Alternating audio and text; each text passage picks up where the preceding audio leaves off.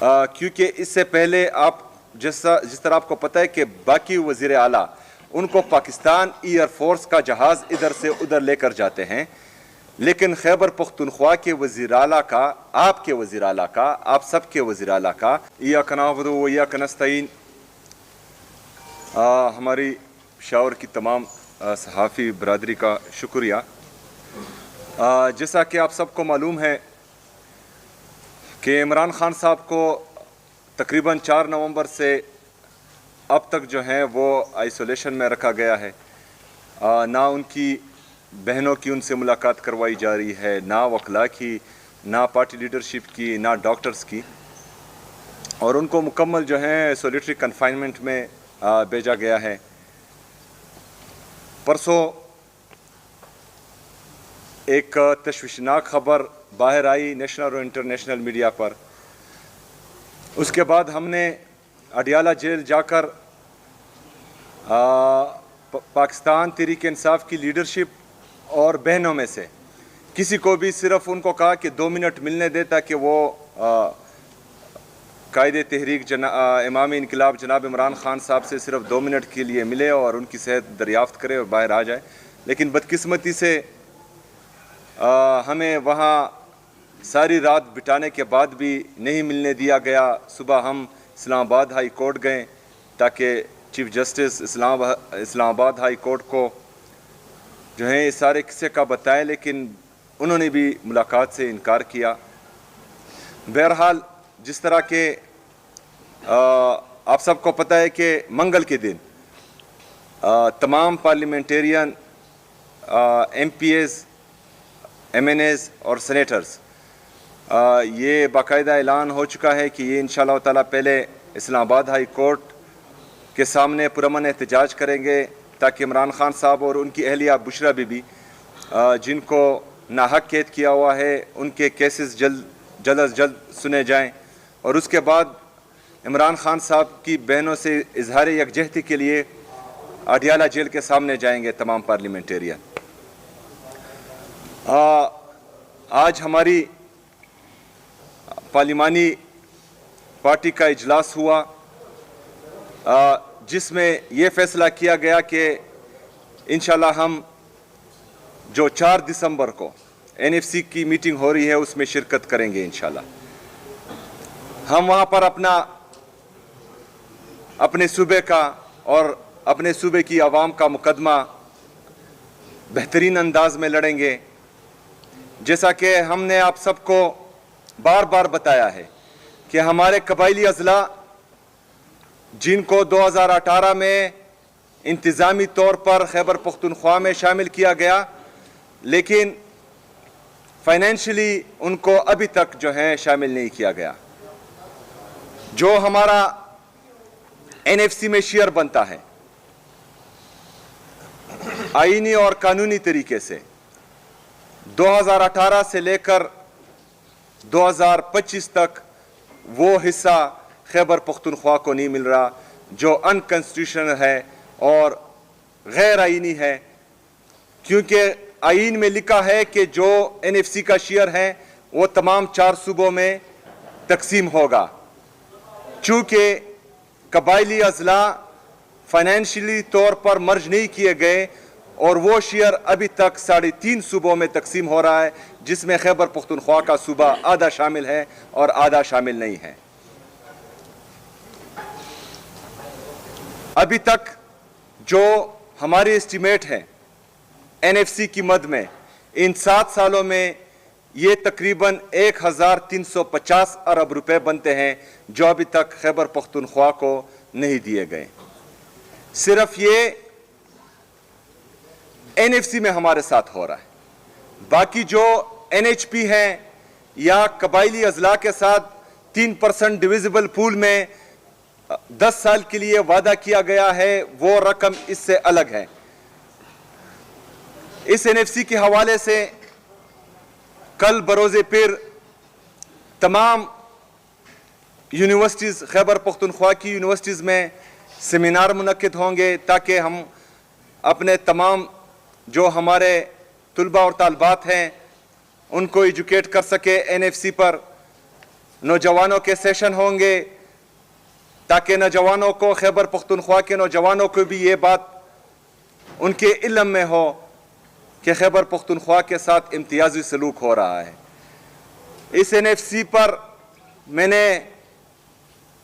Speaker सूबाई assembly Babar Salim Swati साहब से भी ये रिक्वेस्ट की है कि तमाम पार्टीज़ के पार्लिमानी लीडर्स को जो खैबर पख्तूनख्वा की असम्बली में मौजूद हैं उनको भी एतमाद में लें और इंशाअल्लाह खैबर पख्तूनख्वा की अवाम, खैबर पख्तूनख्वा की तमाम सियासी जमातें, हम कोशिश करेंगे कि हमारा मौक़िफ़ एक ही हो और ये हक़ पाकिस्तान तहरीक इंसाफ का नहीं है, ये सुहेल अफरीदी या बाबर सलीम स्वाति का नहीं है, ये खैबर पख्तूनख्वा का है और खैबर पख्तूनख्वा की आवाम का है और हमने मुश्तरका इंशाअल्लाह ताला इस हक़ के लिए लड़ना है इंशाअल्लाह ताला। शुक्रिया।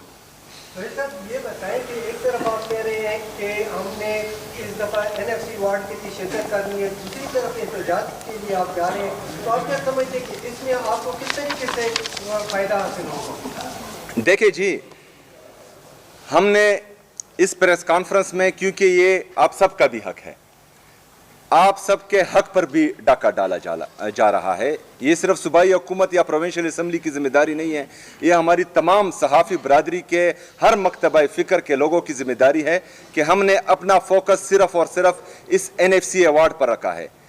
जो एहतजाज है, पुरअमन एहतजाज, वो इंसाफ के हसूल के लिए है, वो हमने अपनी सियासी जदोजहद एक साइड पर रखनी है, लेकिन ये जो NFC में हमारा शेयर है ये हम सबका है, तो इसके लिए जो है अपनी आवाज़ मुश्तरका उठानी है, आपने भी उठानी है, मैंने भी उठानी है, हमारे टीचर्स ने, हमारे डॉक्टर्स ने, हमारे मजहबी जमातों ने और तमाम मकतबा फ़िक्र के लोगों ने उठानी है वो आवाज़, और आप सब ने जो है अपना फोकस सिर्फ और सिर्फ इस NFC अवार्ड पर रखना है। वन बाई वन आप इस्लामाबाद हाई कोर्ट भी गए, टेम्परमेंट क्या आप मतलब वो चेक करना चाहते हैं कि जो रिफ्यूज़ कर रहे हैं आपकी मुलाकात, शेख गवर्नमेंट किस हद तक जा सकती है, और क्या ये कोई जो आप क्लेम करते हैं कि मेन लाइन वाला ट्रैक, क्या अगर आप कोई हद क्रॉस करते हैं तो क्या आप जहन में है कि this would be another track? देखिए जी, ये तो साफ बात है जो खैबर पख्तूनख्वा के साथ और खैबर पख्तूनख्वा की हुकूमत के साथ और ख़ास कर पाकिस्तान तहरीक इंसाफ के साथ हो रहा है, तो वो यही चाहते हैं कि हम तसादुम की तरफ जाएं, लेकिन हमने हरगिज़ तसादुम की तरफ नहीं जाना, और साथ में ये भी कि हमने किसी भी कुर्बानी से दरेग नहीं करना इंशाअल्लाह ताला। सुहेल साहब, मेरा दो मुख्तसर क्वेश्चन है। फर्स्ट क्वेश्चन जो ये है कि सियासी जमातों में फैसले जो एहतजाज के या जो दीगर अहम फैसले हो जाए पार्टी की तंजीम करते हैं, आपने अडियाला के सामने एहतजाज के आगाज भी किया, पार्टी इस हवाले से ऑन बोर्ड नहीं की, इस हवाले से पार्टी वर्कर भी वो मुख्तलिफ कंट्रीब्यूट करता है, ये ज़रा क्लियर करें कि पार्टी को आप लोग क्यों ऑन बोर्ड नहीं रखते। दूसरा क्वेश्चन है कि NFC के हवाले से KP गवर्नमेंट के जो एक्सपर्ट हैं उन्होंने क्या हिकमत अमली बनाई? देखिए जी, सबसे पहले बात कि एहतजाज आप सही कह रहे हैं कि वो पार्टी तंजीम का काम है, और इंशाअल्लाह ताला मैंने बहैसियत वर्कर उनका मुकम्मल साथ देना है। हमारी जो सूबाई हुकूमत के कैबिनेट के मेंबर्स हैं उन्होंने भी बहैसियत कारकुन उनका साथ देना है, और हमारे जो पार्लियामेंटेरियन हैं उन्होंने भी।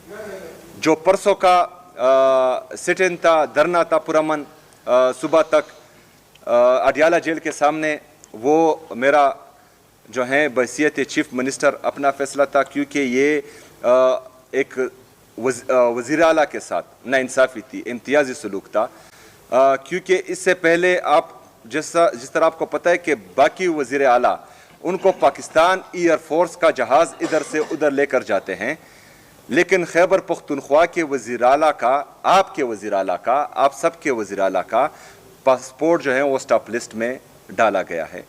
तो ये इम्तियाजी सलूक जो है हो रहा है, और मुझे बार बार ये कोशिश कर रहे हैं कि जिस तरह का बयानिया मेरे नाम के अनाउंस होने के बाद इन्होंने डायरेक्टली बनाया था कि हम कोई एहतजाजी सियासत करेंगे या इंतशारी सियासत, जो ये बार बार इल्ज़ाम लगाते हैं, लेकिन हकीकत इसके बरक्स है।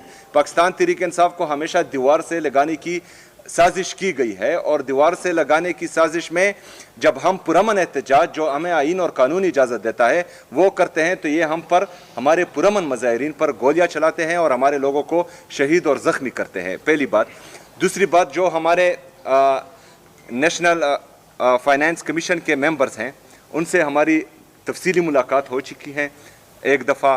कल उसके बारे में जो है अवार्ड के लायामल के बारे में कल हमारी तफसीलन मुलाकात एक दफ़ा फिर हो चुकी है, 2 मुलाकातें हो चुकी हैं। और कल जो है असम्बली सेशन में इस पर इंशाल्लाह बहस भी होगी। उसके बाद जो है असम्बली को इस पर ऑन बोर्ड लिया जाएगा और तमाम मेंबर्स, पूरी असम्बली को इस पर ब्रीफिंग भी देगी। और हमने कोशिश करनी है कि हमने सिर्फ सूबाई हुकूमत के मेंबर्स को या असम्बली के मेंबर्स को नहीं, खैबर पख्तूनख्वा के हर नौजवान को इसके बारे में बताना है और उनको कहना है कि ये आप लोगों का हक है और आप लोगों को आपका आईनी और कानूनी हक नहीं दिया जा रहा। वन बाय वन जी, वन बाय वन जी। पार्लियामेंटेरियन जो जा रहे हैं मंगल के दिन, जो यहाँ से मुखबिर से आपका तंजीम, देखिए जी, उनका जो तंजीम का फैसला है अभी तक जो है वो सवाबी का है और सवाबी के मकाम पर जो है वो अपना एहतजाज रिकॉर्ड करवाएंगे। लेकिन पार्लियामेंटेरियन जो हैं वो इस्लामाबाद हाई कोर्ट और अडियाला जाएंगे, वहाँ पर वर्कर नहीं जाएगा, वहाँ पर सिर्फ पार्लियामेंटेरियन जाएंगे। लॉ एंड ऑर्डर का सर डेली के हिसाब से आपको पता है, रात को भी इंकर्जन का वो इन्फिल्ट्रेशन की एक अटेम्प्ट हुई है वेस्टर्न बॉर्डर पर। उसके हवाले से जरा बताएं कि खान साहब के अलावा भी बहुत कुछ करना है, तो लॉ एंड ऑर्डर की क्या सिचुएशन है, चीफ एग्जीक्यूटिव ऑर्डर। देखिए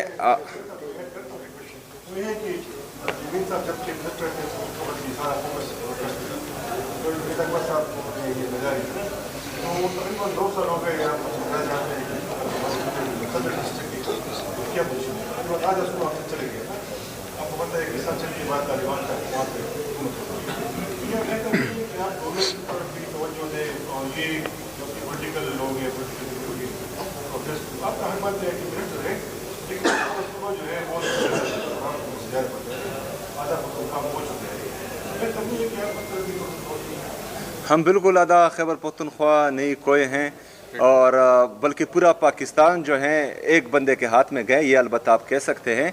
लेकिन खैबर पख्तूनख्वा में अल्हम्दुलिल्लाह पाकिस्तान तहरीक इंसाफ की हुकूमत है, पहली बात। दूसरी बात ये है कि गवर्नेंस हो रही है तो डिलीवरी हो रही है तो परफॉर्मेंस हो रही है, तो तीसरी दफ़ा जो है लोग इमरान खान को वोट दे रहे हैं। ये गलत बात है कि कोई ये कहे कि यहाँ पर जो है गवर्नेंस नहीं हो रही या हम जो है परफॉर्म नहीं कर पा रहे। जो इश्यूज़ मैंने तकरीबन 45 दिनों में उठाए हैं, जो हमारा CRBC है, जो हमारा कबायली अजला का शेयर है 3% डिविजिबल पूल में, इसके अलावा जो हमारा NHP है, ये तमाम चीज़ें हमारे जो अवेलेबल रिसोर्सेज हैं उसमें हम इतना परफॉर्म कर पाए हैं कि तीसरी दफ़ा हुकूमत में हैं। आप ज़रा सोचें कि ये 3000 अरब रुपए से ज़्यादा जो हमारे साथ इम्तियाजी सलूक हो रहा है और हमें नहीं दिए जा रहे हैं, लेकिन 5300 अरब रुपए की करप्शन जो है वो फेडरल हुकूमत कर रही है, जिसका IMF गवाही भी दे रहा है और उनका चार्जशीट है वफाकी हुकूमत के खिलाफ। तो जो अगर गवर्नेंस की या जो है परफॉर्मेंस की बारे में किसी ने क्वेश्चन करना है तो वो फेडरल गवर्नमेंट पे करें, क्योंकि वो ऑलरेडी 5300 अरब रुपए का करप्शन भी कर चुके हैं। तकरीबन टेक्सटाइल इंडस्ट्री हमारी बंद हो चुकी हैं। तमाम जो बड़े बड़े इंडस्ट्रियलिस्ट हैं वो पाकिस्तान छोड़कर जा रहे हैं। जो हमारे तकरीबन 25 लाख से ज़्यादा लोग नौजवान जो इस पाकिस्तान का कीमती सरमाया है वो पाकिस्तान छोड़कर जा रहे हैं। तो उनकी परफॉर्मेंस नहीं है, हमारी परफॉर्मेंस है, इसलिए लोग जो हैं हमें बार बार वोट भी दे रहे हैं और इमरान खान पर एतमाद का इज़हार भी कर रहे हैं। लॉ एंड ऑर्डर की बात मैं बार बार जो है वाज़ा कर चुका हूँ। लॉ एंड ऑर्डर की बात जो हल हम बता रहे हैं वफाकी हुकूमत को, तो हम ये समझते हैं कि ये इससे अमन बहाल होगा भी और ये बहाल रख पाएगी भी।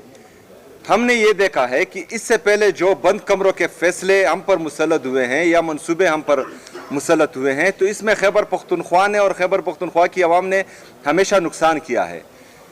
हम जो हल बता रहे हैं, अगर इस हल पर हमारी वफाकी हुकूमत गई तो फिर हमारी जिम्मेदारी है कि हम इंशाअल्लाह ताला इस अमन को बहाल भी कर पाएंगे और रख भी पाएंगे। क्योंकि 2018 में जब दहशतगर्दी के खात्मे का ऐलान हुआ तो हम अमन बहाल रख नहीं पाए। 2022 में फिर वापस आए, दहशतगर्द भी वापस लाए गए और दहशतगर्दी भी वापस लाई गई। तो हम चाहते हैं कि वफाकी हुकूमत हमारी सूबाई हुकूमत को हमारे यहाँ के जो स्टेक होल्डर्स हैं उनके साथ मिल बैठकर एक देर पा अमन के लिए और हमेशा अमन के लिए एक वाज़ेह पॉलिसी बनाए और उस पर अमल दरामद। हम इंटरनेशनल मीडिया में खबरें देखते हैं ख़ुसूसन दहशतगर्दी के मामलों के हवाले से, उसमें फिर कबायली इलाकों का जिक्र होता है। एक मखसूस इलाका टारगेट किया जा रहा है, वादी तीरा जो आपका ज़िला है, और इसमें कुछ डॉक्यूमेंट्रीज बनी है। एक रियाज साहब ने बनाई थी, फैसल साहब ने बनाई थी, अली अकबर साहब ने बनाई थी। और उस हवाले से ये भी बताइए कि आपकी वहाँ पे कितनी ज़मीन है, कितनी आपकी वहाँ पे अब्यूज़ की काश्त है, और वाज़ेह रहे कि ये प्लांटेड सवाल नहीं है। मतलब वाहिद जलाल में मतलब न सिर्फ तमादा को बल्कि चाहती इजाजत न वर्कू रियाज साहब ने तो डिसऑन किया है उस डॉक्यूमेंट, और उसने भी FIA भी गए साइबर क्राइम दा NFC इशू से कम दा प्रोविंस इशू दा एज सो फॉर चे इलेक्टेड मतलब क़यादत में जमुंगा अदालत में देखी ताऊ सर फुल कोऑपरेशन में स्टाफ आवाज मुंगा बमखबूल इंशाल्लाह। अच्छा, सबसे पहली बात तो तिरा में जो हमारी ख़ानदानी ज़मीन है उसके अलावा मेरी कोई ज़ाती ज़मीन नहीं है।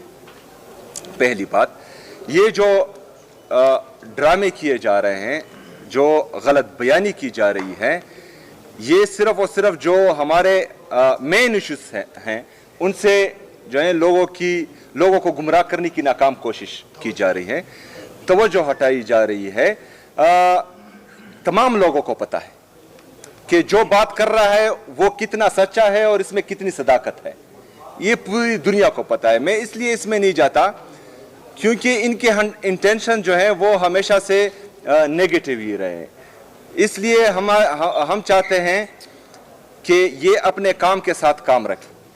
जब ये अपने काम के साथ काम रखेंगे तो इंशाल्लाह पाकिस्तान बेहतरी की तरफ जाएगा। और मैं तो ये भी मशवरा देता हूँ कि एक हफ्ते के लिए मैं शफी जान भाई से रिक्वेस्ट करूंगा कि वो उनकी एक ट्यूशन क्लासेस ले लें ताकि उनको बात करने का तरीका आ जाए। Thank you so much. शुक्रिया। Thank you.